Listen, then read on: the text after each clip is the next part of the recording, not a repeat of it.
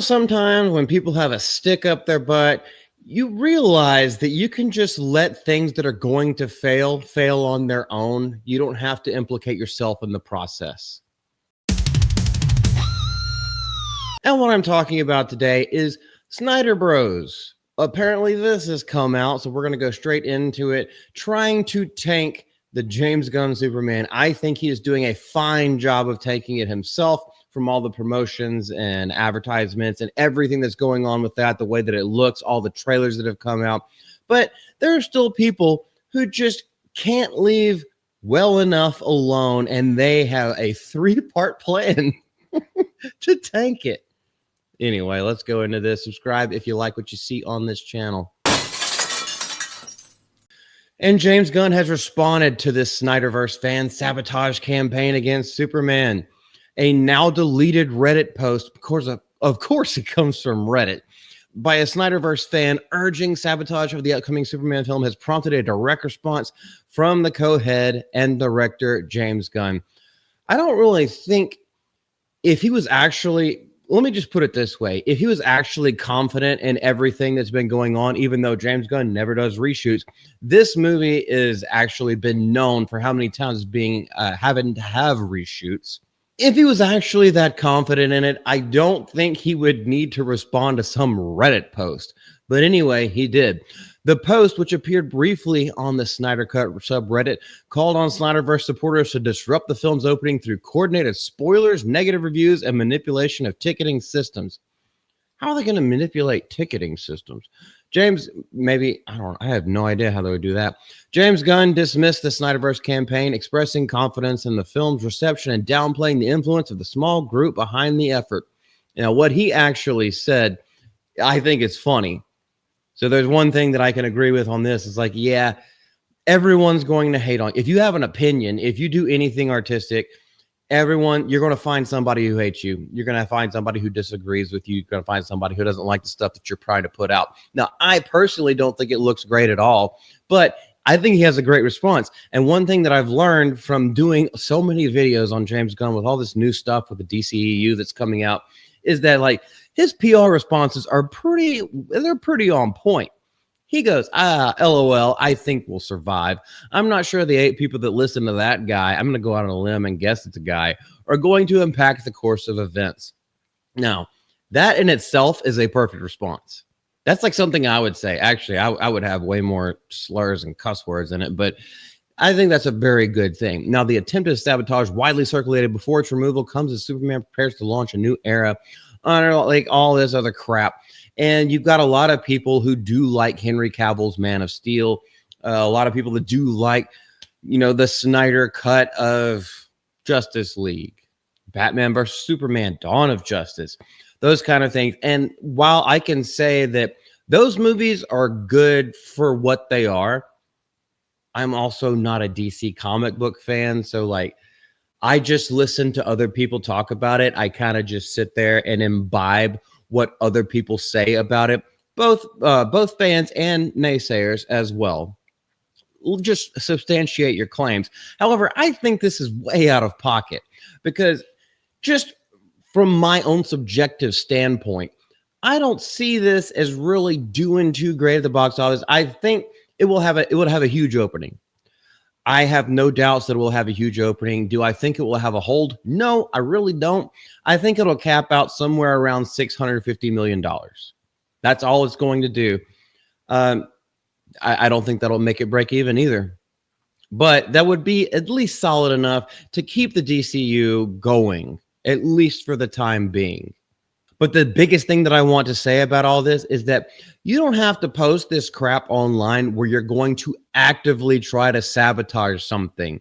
If it's good, you should appreciate it for it being good. If it's absolutely dog water, the fans and the customers and the consumers will find that out. Word of mouth will get around and it will tank itself. What else do you have to do with your life that you have so much time to try to sabotage something when Zack Snyder hasn't done a movie, at least not a Superman movie? Oh my goodness, was it 2018, 2017? That was the last time. Maybe it was 2019. I can't remember, but it's been a long time and he's completely out of it. He's doing his own stuff. He's doing rip-off Star Wars, and that's failing too. The original post titled "Stand Up and Fight for Snyderverse" on July 11th. Why would you do that? Just watch the movies you like and then don't watch the ones you don't like. Outlined a 3-part strategy. Maybe this is being riled up by some of the people in the LA protest riots because they have nothing to do either except stand in the way of cars moving down the street and keeping people who actually have jobs and work to go to and dropping their kids off at soccer practice and stuff like that, just keeping them from living their daily lives. This is all the time in the world for these kind of guys. Anyway, fight for our Snyderverse on the Imposter Superman release day. Oh my goodness, as if you couldn't be taken less seriously, you put this kind of stuff out here. Now, from everything that I've seen, and especially because it got deleted, I don't think it was a troll. I think it's actually somebody who is this invested in Zack Snyder's Snyderverse. So here it goes. Let's just read the whole thing. Fight for our Snyderverse on the Imposter Superman release day. Here's what we could do to make a difference. Number 1, post spoilers everywhere. Well, anybody who reviews a movie is going to have spoilers in it. If you ever want spoilers, listen to Film Threat. Chris Gore will spoil a movie while not even realizing he's doing it. But we love him because he is a freaking awesome guy. People are less likely to see or enjoy the movie if it's already spoiled.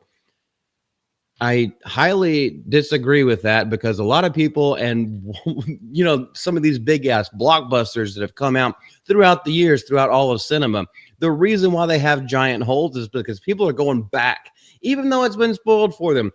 They're going back to the theater to see it multiple times. I mean, how many times did you see Lord of the Rings in theaters when it came out? How many times did you see Star Wars when it came out? 5, 6, 7 times you went to the theater for that? Yeah. Don't worry. This is a horrible thing to do. Number 2, leave bad rating on review sites. We know for sure Gunn bots will post fake positive reviews, so we must, and that's also misspelled. So we must let people know the truth and balance the bias out with realistic scores. Well, it's not realistic if you're saying that you should leave a bad rating. What if these people watched it and they actually liked it? So, I mean, this person obviously is a few fries short of a Happy Meal. Let's go down to number 3, the 3-part plan. They thought about this so much. Reserve tickets online, but don't complete the purchase by selecting and reserving tickets. It gets taken out of the pool for a period of time, which means this has a chance of stopping Gunn bots from buying tickets. Or they could just walk up.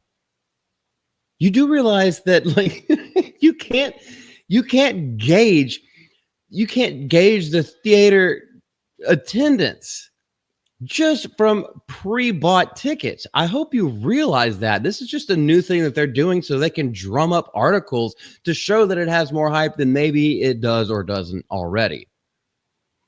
Also, in order to reserve the tickets, you kind of have to give them a little bit of personal information, but maybe this guy doesn't know this. Gunn fired the first shot and killed the Snyderverse, and here's our chance to take the fight back to him.